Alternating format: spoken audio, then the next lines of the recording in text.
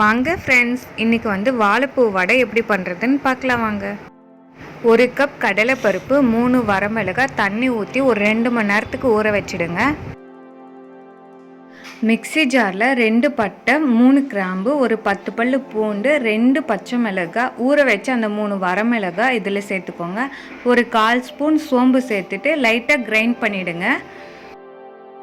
பருப்பை வந்து தண்ணி இல்லாமல் நல்லா வடிச்சிட்டு, கொஞ்சம் கூட தண்ணி இருக்கக்கூடாது. இப்போ வந்து அந்த மிக்ஸி ஜாரில் அந்த பருப்பு வந்து சேர்த்துக்கோங்க. தேவையான அளவு உப்பு சேர்த்துட்டு கொரப்பாக வந்து அரைச்சி எடுத்துக்கோங்க. ரொம்ப நைஸாக அரைக்க வேணாம். அதை ஒரு பாத்திரத்தில் வந்து மாற்றிக்கோங்க. இப்போ ஊற வச்ச பருப்பு வந்து கொஞ்சமாக எடுத்து வச்சுருக்கேன். அதையும் வந்து இப்போ இதில் சேர்த்துக்கலாம். ஒரு பெரிய வெங்காயம் கட் பண்ணிவிட்டு சேர்த்துக்கோங்க. கொஞ்சமாக கொத்தமல்லி தழை கட் பண்ணிவிட்டு அதையும் வந்து இதில் சேர்த்துக்கோங்க. வாழைப்பூ வந்து க்ளீன் பண்ணிவிட்டு கட் பண்ணியிருக்கு.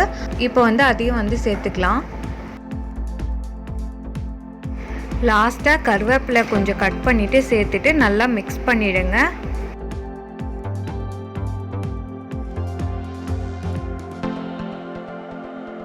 கொஞ்சமாக மாவு எடுத்து இப்போ நான் கையில் எப்படி வச்சு உருட்டுனா அந்த மாதிரி ரெடி பண்ணி எடுத்துக்கோங்க.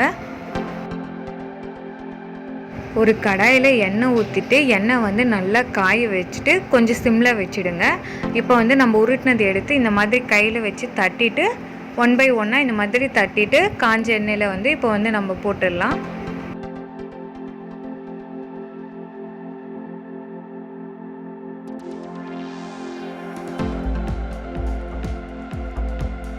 ஒரு பக்கம் நல்லா செவந்ததுக்கப்புறமா லைட்டாக இப்படி திருப்பி விடுங்க. இன்னொரு பக்கமும் நல்லா வேகட்டும். நல்லா வெந்ததுக்கு அப்புறமா நம்ம வந்து 2 பக்கம் கலர் நல்லா சேஞ்ச் ஆனதுக்கப்புறமா பபிள்ஸ்லாம் கொஞ்சம் குறைஞ்சிடும். அப்போ வந்து அந்த ஸ்டேஜில் வந்து நம்ம வடை வந்து எடுத்துடலாம்.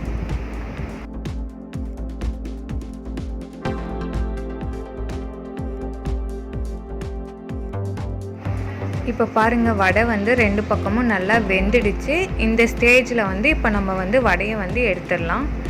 ஈவினிங் டைமில் டீ போட்டுட்டு இந்த மாதிரி வடை வச்சு சாப்பிட்டிங்கன்னா சூப்பராக இருக்கும். இந்த வீடியோ உங்களுக்கு பிடிச்சிருந்ததுன்னா லைக் பண்ணுங்கள், கமெண்ட் பண்ணுங்கள், சப்ஸ்கிரைப் பண்ணுங்கள். தேங்க்யூ.